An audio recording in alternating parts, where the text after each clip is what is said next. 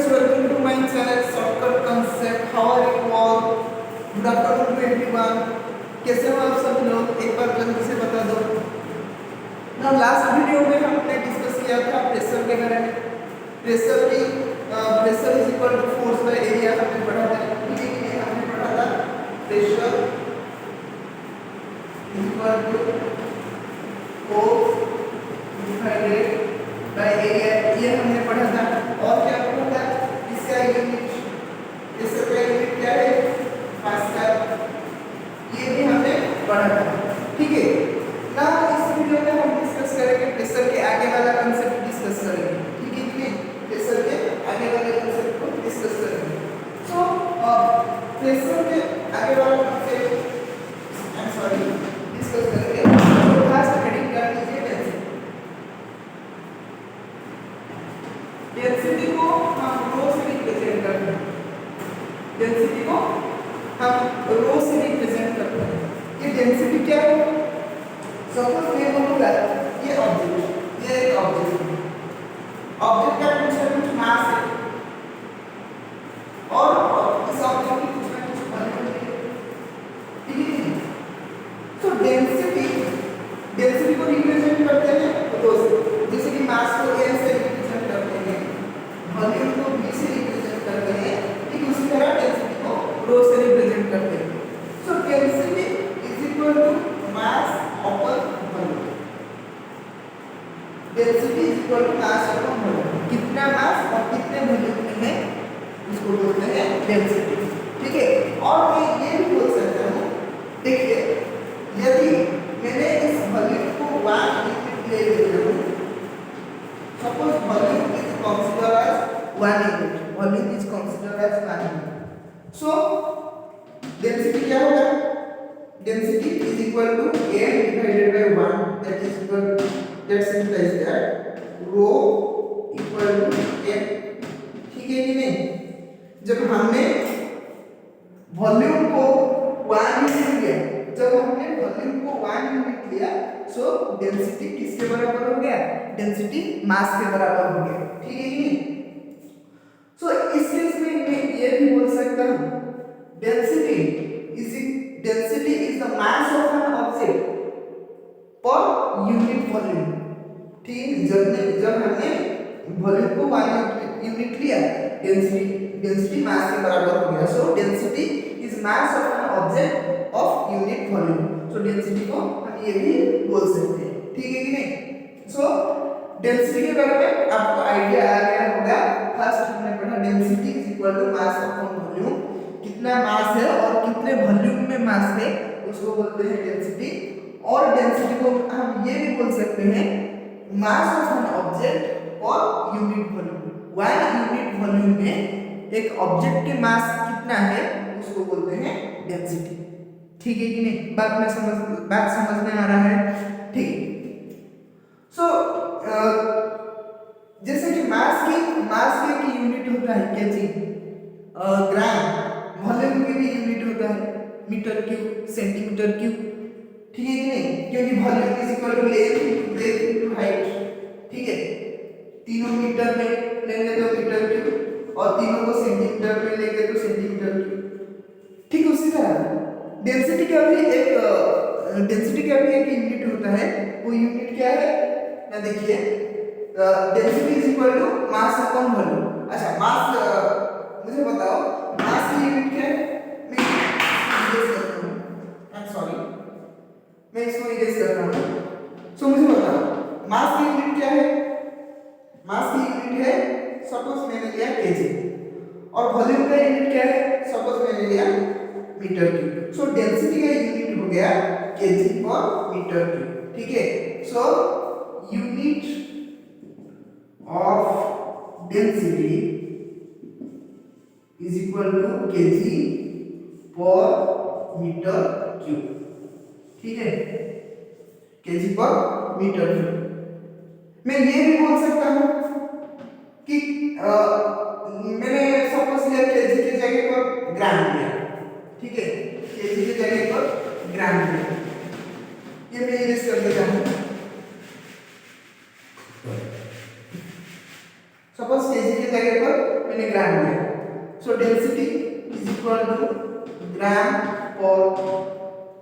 जगह पर सेंटीमीटर लिया है, that is equal to gram per centimetre cube.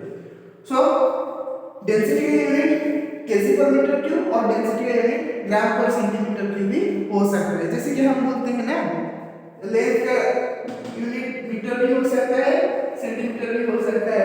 Metre एक एसआई यूनिट है और सेंटीमीटर एक सीजीएस यूनिट है।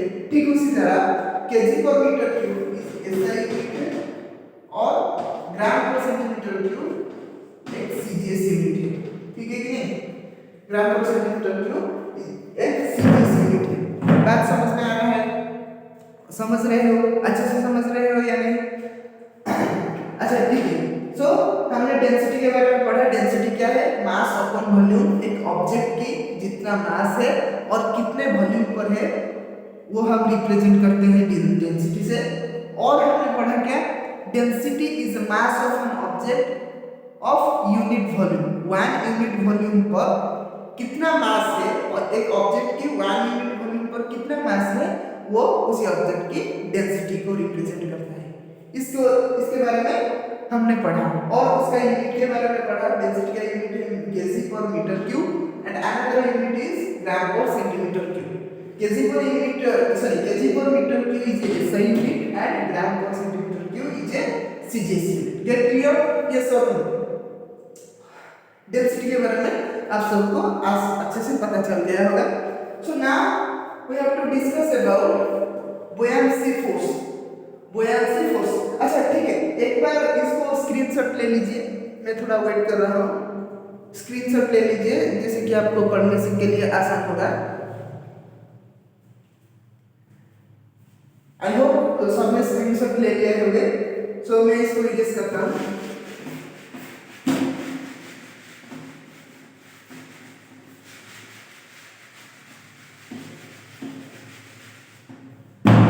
हेडिंग कीजिए buoyancy force.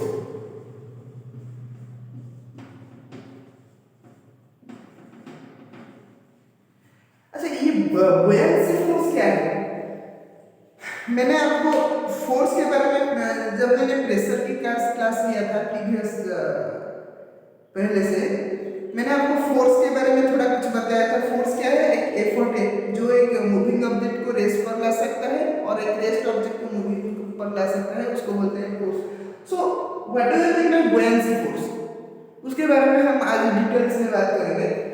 So buoyancy force is buoyancy force बताने से पहले मैं आपको ये बताना चाहता हूँ, एक ऑब्जेक्ट को आप जमीन पर उठाओगे और उसी ऑब्जेक्ट को आप वाटर, आपकी जो पॉन्ड है और रिवर है उसके अंदर के घुसाकर उठाओगे, कौन इजी होगा उठाने के लिए? आप बोलेंगे सर वाटर से इजी होगा। ड्यू टू द, क्यों इजी होगा? Due to the buoyancy force. So buoyancy force एक ऐसी फोर्स है जो क्या करता है? लिक्विड के अंदर एक ऑब्जेक्ट को उठाने के लिए मदद करता है। वो हमेशा लिक्विड के अंदर अपवर्ड डायरेक्शन में अप्लाई होता है। Buoyancy force always upward direction. So suppose मैंने एक कंटेनर लिया, ये एक कंटेनर है जो पूरे पानी से भरा हुआ है।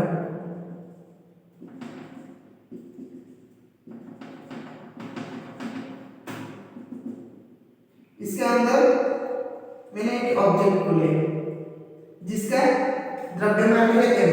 द्रव्यमान मतलब मास है m। सो मुझे बताओ इसके नीचे की और एक फोर्स लगेगा, ठीक है कि नहीं? जब भी एक ऑब्जेक्ट जमीन के अंदर गिरता है उसका वेट कितना होता है?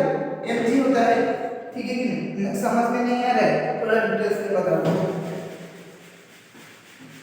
सपोज मैं यहाँ खड़ा हूँ, मेरा वेट कितना है? मेरा बॉडी का टोटल मास द्रव्यमान और एक्सीलरेशन ड्यू टू ग्रेविटी, ठीक है कि नहीं? मास और वेट में जमीन आसमान की फर्क है। मास और वेट ये दोनों डिफरेंट थिंग्स है। मास कभी भी चेंज नहीं हो सकता। मास यहाँ पर जितना है वहां पर भी उतना ही होगा, सटर्न पर उतना ही होगा, मर्क्यूरी पर उतना ही होगा, मून पर भी उतना ही होगा। मास कभी भी चेंज नहीं होगा, लेकिन वेट चेंज हो सकता है। कैसे? Weight is equal to mass of an object into acceleration due to gravity. ठीक है, एक्सीलरेशन ड्यू टू ग्रेविटी ये रिप्रेजेंट करता है किसको? वेट को। सपोज मेरा वेट इस जमीन पर है 5 kg, लेकिन सटन पर कुछ अलग होगा, मास सेम होगा, लेकिन वेट अलग होगा। छोड़िए इसको, छोड़िए। तो अब हम डिस्कस करेंगे ये। सो एक ऑब्जेक्ट पानी के अंदर लिया जिसका मास है m, उसके वेट कितना होगा? वेट क्या है? m इंटू जी। मैंने आपको बताया वेट कैसे मेजर करते हैं, उसका मास, उसका द्रव्यमान into acceleration due to gravity. So ये है इसका वेट, नीचे की ओर जो फोर्स लगे। अच्छा, weight is a type of force, yes और नो? वेट को हम फोर्स भी बोल सकते हैं, क्योंकि मैंने खड़ा रहने पर फोर्स नीचे की ओर भी लगता है। सो ये जब मैंने एक ऑब्जेक्ट को वाटर के अंदर लिया, वो नीचे से आएगा या नहीं? नीचे आएगा। सो क्यों है? Due to the force. Force क्या है? उसके वेट है। ठीक है कि नहीं? सो फोर्स कितना लगा? F is equal to mg। So उसी ऑब्जेक्ट बहुत हल्के भी हो जाएगा वाटर के अंदर due to the force applied on upward direction. इसको बोलते हैं बुयांसी फोर्स, इसको रिप्रेजेंट करते हैं Fv से। So buoyancy force is the force which is applied in the upward direction of an object in liquid. Liquid में जो force upward direction में अप्लाई होता है, क्रिएट होता है, उसको बोलते हैं buoyancy force. Buoyancy force is always upward in direction. Buoyancy force always upward direction होता है, उसका डायरेक्शन हमेशा अपवर्ड होता है। सो मुझे बताओ यहाँ पर नेट फोर्स कितना है? नेट फोर्स कितना है? कौन मुझे बता सकता है नेट फोर्स कितना है? Net force is equal to force applied on ground और वेट F माइनस अपवर्डली लगने वाला force that is buoyancy force Fv। So ये है नेट फोर्स। ठीक है, बात समझ में आ रहा है या नहीं? ठीक है। सो नेट फोर्स कितना है? जितने फोर्स नीचे की ओर लगा और जितने फोर्स ऊपर की ओर लगा, उसको माइनस करने से हमारा नेट फोर्स निकल गया। बात समझ में आ रहा है? So net force is equal to F minus Fv। Fv is represented as buoyancy force. Fv यहाँ पर लिख देता हूँ, Fv is buoyancy force. Buoyancy force क्या है? लिक्विड के अंदर ऊपर की ओर लगने वाले फोर्स को हम बुयांसी फोर्स बोलते हैं। एक बार फिर से बोल देता हूँ, बुयांसी फोर्स हम उसी फोर्स को बोलेंगे जिस फोर्स लिक्विड के अंदर ऊपर की तरफ लगता है। ऊपर की तरफ लगने वाला फोर्स इन लिक्विड में ऊपर की तरफ लगने वाले फोर्स को हम बुयांसी फोर्स बोलते हैं। सो बुयांसी फोर्स। सपोज मैं अलग एक डायग्राम करता हूँ, इसके अंदर कुछ नहीं है, का मतलब एयर है। सो इसी ऑब्जेक्ट को यहाँ पर लाके, यही ऑब्जेक्ट सिमिलर ऑब्जेक्ट को यहाँ पर लाके उसको जब छोड़ूंगा, ये नीचे की ओर आएगा। ठीक है कि नहीं? नीचे की ओर आएगा। सो मुझे ये बताओ, यहाँ पर बुयांसी फोर्स है या नहीं? आप बोलेंगे सर नहीं, क्योंकि buoyancy force always applied in liquid और फ्लूइड के अंदर बुयांसी फोर्स अप्लाई होता है, गैस के अंदर नहीं। और गैस के यदि भी है वो is tends to zero. Air के अंदर buoyancy force is tends to zero. हम ये नहीं कह सकते कि नहीं है, लेकिन वो जीरो के आसपास है। बुयांसी फोर्स ज्यादा, जैसा कि लिक्विड में अप्लाई होता है, लिक्विड में जितना बुयांसी फोर्स क्रिएट होता है एयर में उतने ज्यादा क्रिएट नहीं हो पाता है, ठीक है। तो इसलिए buoyancy force in air is equal to 0। सो मुझे ये बताओ यहाँ पर उसका वेट कितना है, similar F is equal to mg, ठीक है कि नहीं। F क्या है उसका wait is equal to mass into acceleration due to gravity, so F is equal to mg उसका वेट। यहाँ पर buoyancy force कितना है 0, मैंने बताया ना एयर पर buoyancy force नहीं है मतलब है, सॉरी नहीं है मतलब दैट टेंड्स टू 0, 0 के बहुत करीब है, उसका हम नेगलेक्ट कर देते हैं थोड़ा 0.00000001, ठीक है। सो उसको buoyancy force को हम एयर पर नेगलेक्ट कर देते हैं due to its tends to 0, ठीक है। सो यहाँ पर नेट फोर्स कितना होगा, net force is equal to F minus Fv, Fv क्या है tends to 0, so that implies that net force is equal to F minus 0 is equal to F। बात समझ में आ रहा है, बात समझ में आ रहा है या नहीं आ रहा है ये मुझे बताओ, ठीक है। सो यहाँ पर नेट फोर्स है F, यहाँ पर नेट फोर्स है F माइनस Fv। सो मुझे बताओ किसकी नेट फोर्स ज्यादा है, फिगर 1 में या फिगर 2 में, किसकी नेट फोर्स ज्यादा है। आप बोलोगे सर नेट फोर्स यहाँ पर ज्यादा है, क्यों, क्योंकि नेट फोर्स है F, लेकिन यहाँ पर नेट फोर्स क्या है F माइनस Fv है, यहाँ पर कुछ buoyancy फोर्स है लेकिन यहाँ पर buoyancy फोर्स नहीं है, ठीक है कि नहीं। सो नेट फोर्स यहाँ पर F माइनस Fv, यहाँ पर नेट फोर्स ज्यादा है कंपैरेटिवली दिस। सो इसलिए हमको वाटर पर एक ऑब्जेक्ट को उठाने के लिए बहुत आसान लगता है, क्योंकि नेट फोर्स उसका घट जाता है, तो उठाने में आसान लगेगा या नहीं लगेगा, समझ में आ रहा है। एक पत्थर को एक बहुत बड़ा सा पत्थर लो, उसको एयर पर यानी कि इस लैंड पर उठाने की कोशिश करो, जितना भारी लगेगा उसको वाटर के अंदर लेके, जल के अंदर लेके उठाओ, आसानी से उठा पाओगे, क्योंकि उसका नेट फोर्स घट जाता है। किस लिए घटता है, due to the buoyancy force, उसका फोर्स जितना है buoyancy फोर्स ऊपर की ओर लगने पर उसका नेट फोर्स घट जाता है, दैट इज इक्वल टू उसका फोर्स और wait minus buoyancy force. buoyancy force जो ऊपर की तरफ लगता है ना, वो नेट फोर्स उसका फोर्स है, उसका वजन से उसका फोर्स और उसका वेट से घट जाता है, इसलिए हमको वाटर के अंदर एक बॉडी को आसानी से उठा पाते हैं। लेकिन इन दिस केस एयर पर क्या होता है, एयर पर buoyancy फोर्स प्रेजेंट नहीं होता है, और प्रेजेंट होता है तो दैट इज टेंड्स टू 0। सो इसलिए हम एयर पर हम जिस ऑब्जेक्ट को उठाने पर हमको आसान नहीं लगता, हमको थोड़ा तकलीफ होता है, ठीक है कि नहीं। एक बहुत बड़ा ऑब्जेक्ट को आप एयर के अंदर नहीं उठा पाओगे, लेकिन वाटर के अंदर उठा दोगे ड्यू टू buoyancy फोर्स, ठीक है। समझ में आ रहा है या नहीं आ रहा है, अच्छा ठीक है। सो एक बार स्क्रीनशॉट ले लीजिए इसका, थोड़ा स्क्रीनशॉट ले लीजिए, आपको समझने के लिए बहुत आसान होगा, ठीक है। आई होप आप सबने स्क्रीनशॉट ले लिया होगा। So now we have to discuss about Archimedes principle. अच्छा ठीक है, पहले मैंने क्या डिस्कशन किया, पहले डेंसिटी के बारे में बताया।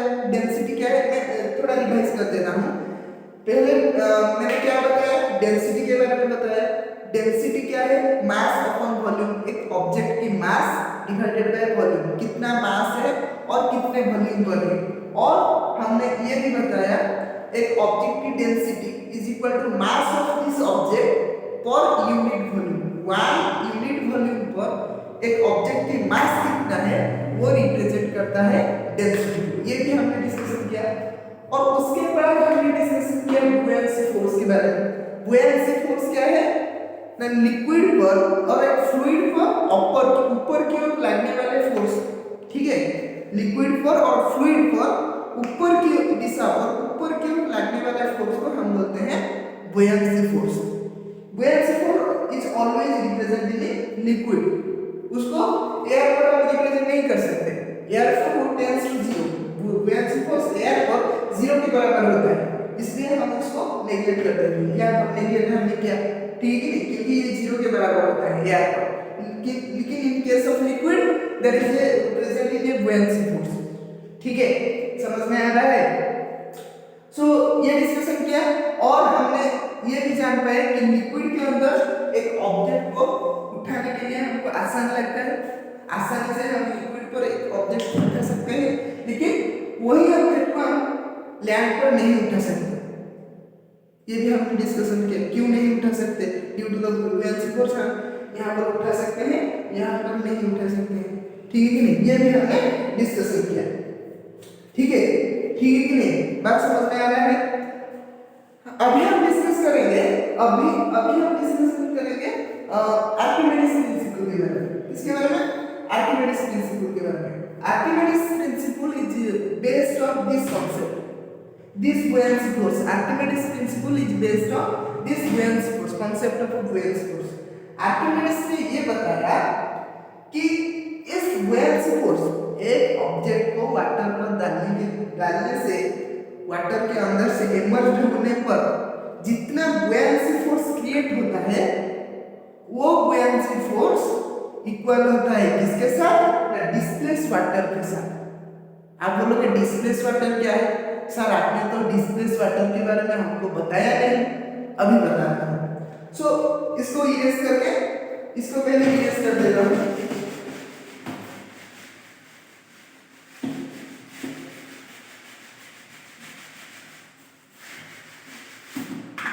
हेडिंग डाल दीजिए आर्किमिडीज प्रिंसिपल।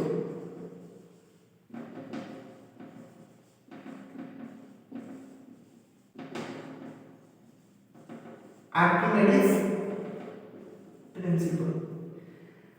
आर्किमिडीज ने ये बताया। अच्छा मुझे बता, इस container is full of water में भरपूर है।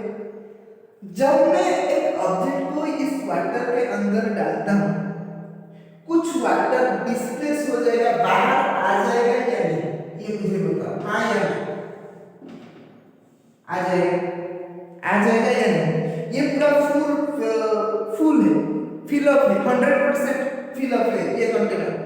जब मैंने एक ऑब्जेक्ट को इस 100% फिल अप वाटर के कंटेनर के अंदर डाला, कुछ वाटर में डिस्प्लेस हो जाएगा, बाहर आ जाएगा या नहीं? एक बहुत बड़े कंटेनर के अंदर जब मैंने डाला इस ऑब्जेक्ट को, कुछ वाटर डिस्प्लेस हो गए। ठीक है, अच्छा ठीक है, मुझे बताओ, जो ऑब्जेक्ट को मैंने डाला उसके ऊपर एक बुयांसी फोर्स अप्लाई होगा, बुयांसी फोर्स क्रिएट होगा, that is equal to F। अच्छा ठीक है, एक बुयांसी फोर्स क्रिएट हुआ, that is equal to F। और क्या आर्किमिडीज ने यही बताया कि जो बुयांसी फोर्स क्रिएट होता है ऑब्जेक्ट पर, जो बुयांसी फोर्स क्रिएट हुआ वो किसके बराबर है? जो वाटर डिस्प्लेस हुआ, बाहर की ओर आया, उसके mass into acceleration due to gravity. Archimedes ने यही बताया कि एक ऑब्जेक्ट को वाटर पर इमर्ज करने पर, वाटर के अंदर डालने पर जो वाटर डिस्प्लेस होगा उसका मास एक्सेलरेशन इज इक्वल होगा बुयांसी फोर्स के साथ। बात समझ में आ रहा है या नहीं आ रहा है? फिर से बता रहा हूं, जो एक ऑब्जेक्ट को वाटर के अंदर डालने पर कुछ वाटर कंटेनर से डिस्प्लेस हो जाएगा और इसी ऑब्जेक्ट पर एक फोर्स ऊपर की तरफ लगेगा, that is equal to buoyancy force. ठीक है, this buoyancy force is equal to mass into acceleration, this buoyancy force is equal to mass of displaced water, यानी कि जितना वाटर डिस्प्लेस हुआ है उसका मास और द्रव्यमान into acceleration due to gravity. बात समझ में आ रही है? सो मुझे ये बताओ, जो वाटर इस कंटेनर से डिस्प्लेस हुआ, बाहर की तरफ आया इस ऑब्जेक्ट को डालने पर, इस वाटर की कुछ ना कुछ वॉल्यूम होगा। वॉल्यूम का मतलब आयतन, उसका कुछ आयतन होगा, वॉल्यूम होगा, और उसका कुछ डेंसिटी भी होगा। ये सब उसका कुछ डेंसिटी भी होगा। डेंसिटी क्या है? मास अपॉन वॉल्यूम। ठीक है, यही होगा। सो ये मुझे बताओ डेंसिटी और वॉल्यूम में क्या, सॉरी, डेंसिटी और वॉल्यूम मास पर रिलेशन क्या है? हमने पढ़ा है डेंसिटी पढ़ने, जब डेंसिटी बढ़ रहे थे अभी पढ़े हैं, density is equal to mass upon volume, ये हमने पढ़ा है। ठीक है कि नहीं? ठीक है। अब मुझे ये बताओ मास किसके बराबर होगा? Density into volume. यस और नो? यस और नो होगा। बात समझ में आ रहा है? आ रहा है या नहीं आ रहा है, ये मुझे बताओ। ठीक है, so density is equal to mass into mass divided by volume. किसका? किसका? ये डिस्प्लेस वाटर का। बात समझ में आ रहा है? इस डिस्प्लेस वाटर का मास अपॉन वॉल्यूम है डेंसिटी। इसका नहीं, इसके ऊपर जो फोर्स, बुयांसी फोर्स क्रिएट होता है ऊपर की ओर, वो किसका बराबर होगा? इसका मास इनटू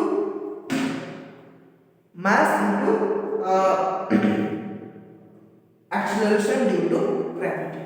ठीक है, सो यहां देखो F B equal to, M की जगह पर मैं रो इनटू वी को पुट कर सकता हूं। रो इनटू वी, जी जैसा था वैसा ही रहेगा, rho V G. So that is the explanation of Archimedes principal.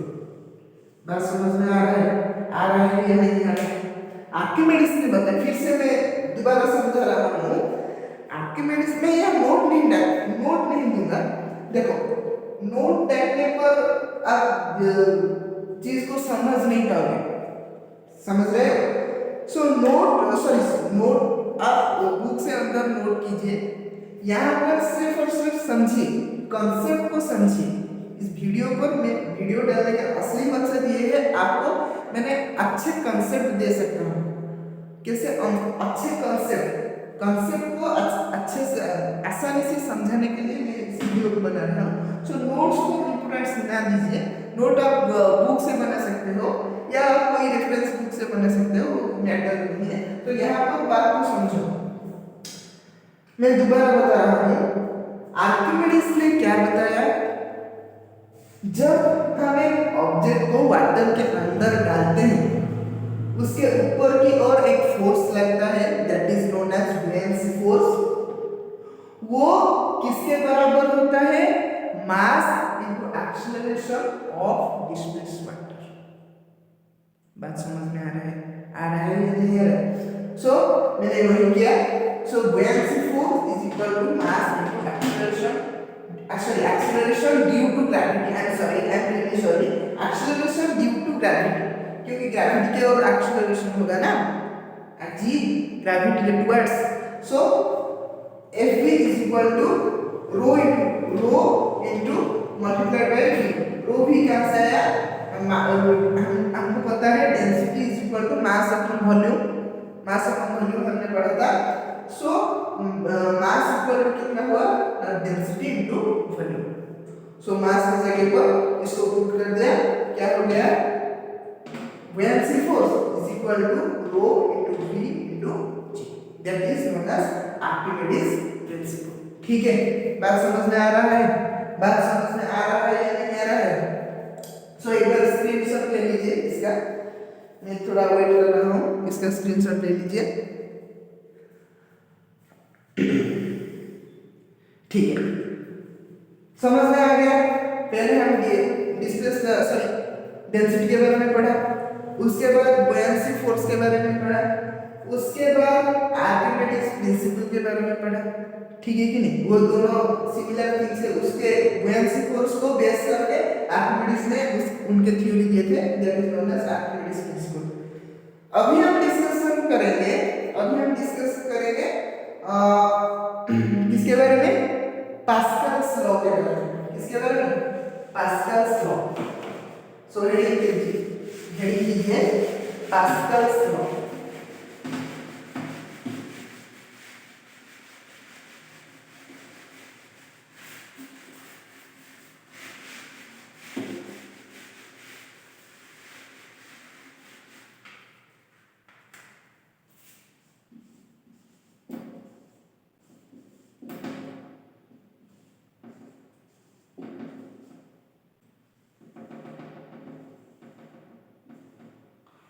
Pascal's law किस पर आधारित है? पहले मैं ये अच्छा ठीक है। पास्कल्स ने ये बताया जब हम एक लिक्विड पर जो फोर्स डालते हैं ना, वो लिक्विड उस फोर्स को आगे की तरफ ट्रांसफर करता है। कैसे? मैं सपोज ये एक कंटेनर है,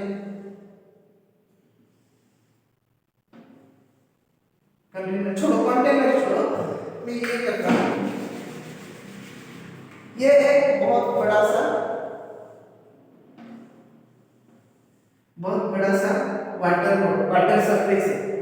वाटर सरफेस है, ठीक है। सपोज यहां पर एक बड़ा सा ऑब्जेक्ट फ्लोट कर रहा है। क्या कर रहा है? फ्लोट कर रहा है। ये वाटर बॉडी है, वाटर सरफेस है, ये वाटर सरफेस है। और इसके ऊपर की तरफ एक ऑब्जेक्ट, बहुत बड़ा सा ऑब्जेक्ट फ्लोट कर रहा है, यानी कि फ्लोट कर रहा है, ठीक है।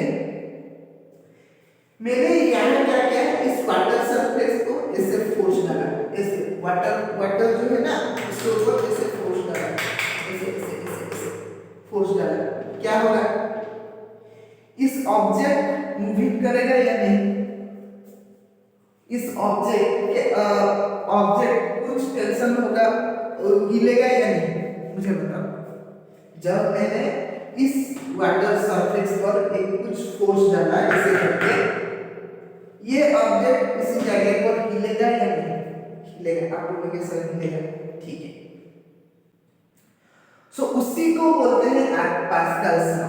पास्कल्स लॉ यहीं से ही आया है, ठीक है। मैंने थोड़ा डिटेल्स में बता रहा हूँ। सो पास्कल ने बताया, सो यहाँ पर क्या हुआ, सॉरी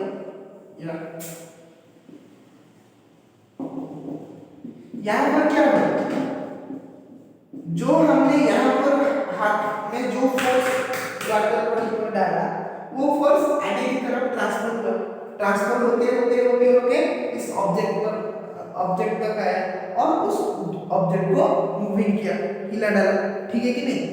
सो आर्किमिडीज ने वही कांसेप्ट, पास्कल ने वही कांसेप्ट बताया।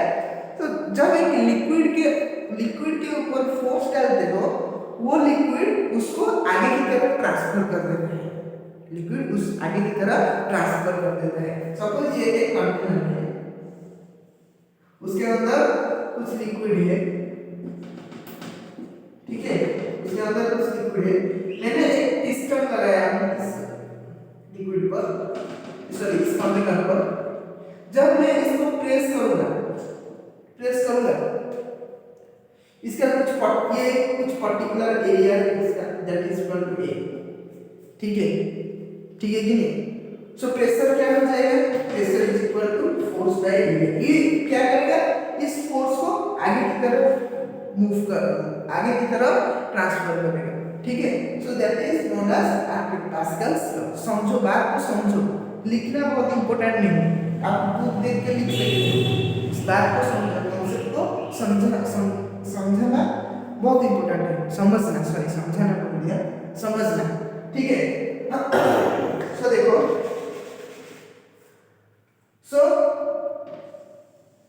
मैं एक डायग्राम बना देता हूँ।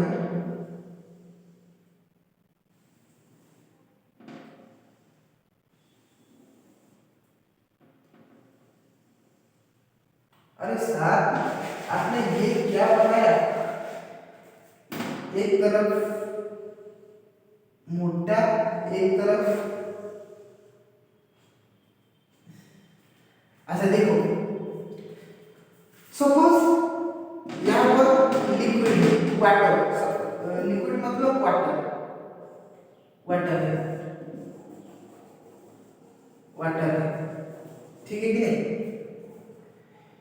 इसका कुछ पर्टिकुलर एरिया है that is equal to A, sorry A1, इसका भी कुछ पर्टिकुलर एरिया है that is equal to A2। ये दोनों सिमिलर नहीं है, इस एरिया दोनों सिमिलर नहीं है, वन है A1 अनदर है A2। यहाँ पर मैं कुछ फोर्स डालता हूँ that is equal to F1। समझ में आ रहा है, समझ में आ रहा है नहीं आ रहा है। सो मुझे ये बताओ यहाँ पर प्रेशर कितना क्रिएट होगा, प्रेशर कितना है। आप लोग pressure is equal to force by area हमने तो पढ़ा था। So pressure is equal to F1 divided by A1। आपकी बात सही, pressure is equal to force by area. यहाँ पर प्रेशर कितना क्रिएट हुआ, जितना फोर्स हमने इस एरिया पर डाला that is equal to force divided by area. मैंने क्या बताया, पास्कल मैंने नहीं सॉरी पास्कल से आपने क्या बताया, वो ट्रांसफर होगा, लिक्विड क्या करेगा, ट्रांसफर करेगा। जो भी प्रेशर आप लिक्विड के ऊपर डालते हो वो आगे की तरफ ट्रांसफर करेगा। पास्कल से हमने यही बताया था ना। सो ये लिक्विड क्या करेगा, इस प्रेशर को आगे की तरफ इस तरह इस तरह इस तरह आगे की तरफ ट्रांसफर करेगा। ट्रांसफर करते करते करते करते यहाँ तक ले आएगा। सो यहाँ पर भी सेम प्रेशर क्रिएट होगा, ठीक है। बात समझ में आ रहा है या नहीं आ रहा है, ये मुझे बताओ, ये मुझे बताओ बात समझ में आ रहा है या नहीं, ठीक है। सो पास्कल साहब ने यही तो बताया था। तो जो भी प्रेशर आप यहाँ पर क्रिएट करोगे लिक्विड क्या करेगा, उसी प्रेशर को आगे की तरफ ट्रांसफर करेगा, ठीक है। सो ट्रांसफर किया, ऐसे करके करके यहाँ पर आया प्रेशर। सो यहाँ जितना प्रेशर क्रिएट हुआ प्रेशर उतना ही यहाँ क्रिएट होगा, ठीक है। सो ये प्रेशर क्या होगा, that is equal to force. इसका फोर्स क्या है, F2। आप बोलोगे सर F2 क्या है, F2 क्यों है F1 क्यों नहीं हुआ। देखो उसका एरिया क्या है, देखो यहाँ क्या है, जितना force divided by area, area छोटा है लेकिन यहाँ एरिया क्या है, बहुत बड़ा। अच्छा देखो मैं यहाँ थोड़ा रफ कर देता हूँ। प्रेशर सेम, जब एरिया को हम इंक्रीज करते हैं फोर्स को डिक्रीज करना पड़ेगा, जब एरिया को हम डिक्रीज करते हैं फोर्स को इंक्रीज करना पड़ेगा, ठीक है कि नहीं, ठीक है या नहीं। बात समझ में आ रहा है। प्रेशर को कांस्टेंट रखने के लिए हमको जब एरिया को बढ़ाएंगे फोर्स को घटाना पड़ेगा, जब एरिया को घटाएंगे फोर्स को बढ़ाना पड़ेगा। छोड़िए ये बात छोड़िए। तो देखिए तो प्रेशर कितना हुआ, force F2 divided by area, ठीक है कि नहीं, ठीक है कि नहीं। सो आर्किमिडीज आ जाता है पास्कल ने क्या बताया, प्रेशर यहाँ पर जितना प्रेशर क्रिएट हुआ उतना ट्रांसफर होकर यहाँ तक है। So pressure created in this region is equal to pressure created in this region. ये सब बात समझ में आ रहा है या नहीं आ रहा है। तो पास्कल ने बताया pressure created in this region is equal to pressure created in this region. यहाँ पर प्रेशर कितना क्रिएट हुआ, F1 by P is equal to P F1 by A1, F1 divided by A1, ठीक है। यहाँ पर जितना प्रेशर क्रिएट हुआ वो इक्वल है किसके साथ, यहाँ पर जितना प्रेशर क्रिएट हुआ, यहाँ पर कितना प्रेशर क्रिएट हुआ F2 divided by A, pressure is equal to F2, force divided by A, that is equal to F2 divided by A। बात समझ में आ रहा है या नहीं आ रहा है। So F1 divided by A1 is equal to F2 divided by A2, ठीक है। So अब मुझे ये बताओ F2 कितना होगा, F2 कितना होगा, F1 divided by A1 into A2 होगा या नहीं, ये मुझे बताओ, ये होगा या नहीं होगा, ठीक है। सो देखो डिफरेंस क्या है, देखो हमने कितना फोर्स अप्लाई किया था, अप्लाइड फोर्स कितना है F1 है, ठीक है। हमने कितना फोर्स अप्लाई किया था F1, हमको कितना फोर्स मिल रहा है, कितना फोर्स हमको मिल रहा है, देखो कितना फोर्स मिल रहा है F2, ठीक है कि नहीं। हमने F1 फोर्स अप्लाई किया था, आपको मिल रहा है, कितना फोर्स मिल रहा है, that is equal to F2। So F2 equal to कितने, F2 is equal to how much, F1 divided by U1 into E2। अच्छा मुझे बता, F1 एंड F2 इनमें से ज्यादा कौन है, किसके वैल्यू ज्यादा है? अब बोलोगे सर F2 का वैल्यू ज्यादा है कि नहीं? F1 और F2 के बीच में F2 की वैल्यू ज्यादा है। देखो मल्टीप्लाई करें मतलब ये ज्यादा है, ठीक है कि नहीं?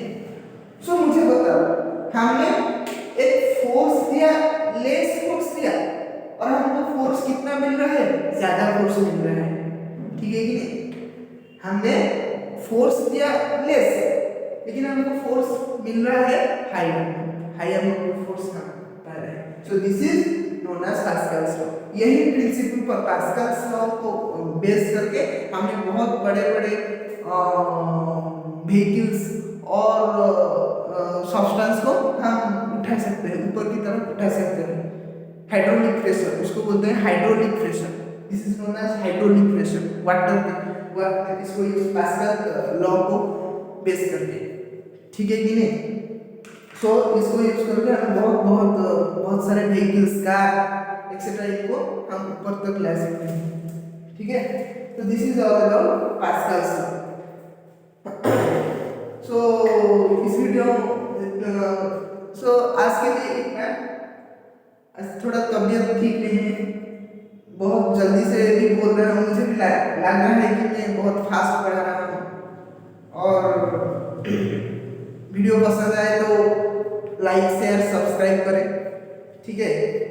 तो नेक्स्ट क्लास में अच्छे से पढ़ाऊंगा, लेकिन आज थोड़ा तबीयत ठीक नहीं है, सर ठीक नहीं है, और तकलीफ हो रहा है, बहुत गर्मी भी हो रहा है, यहाँ पर करंट नहीं है। सो इसलिए थोड़ा वीडियो आपको अच्छा लगेगा या बुरा लगेगा मुझे नहीं मालूम। सो जो भी लगेगा आप कमेंट पर जरूर बताएं, आपको अच्छा लगा कि बुरा लगा। मैं कुछ भी नहीं मतलब बुरा नहीं मानूंगा। आप जो भी कुछ बोले, अच्छा लगा कि बुरा लगा कि और कुछ जानना चाहते हो इसके बारे में, मुझे बता सकते हो कमेंट पर। सो आज की क्लास यहीं पर एंड करता हूँ, ठीक है? So thank you, good bye, खुश रहिए, मस्त रहिए, नमस्कार।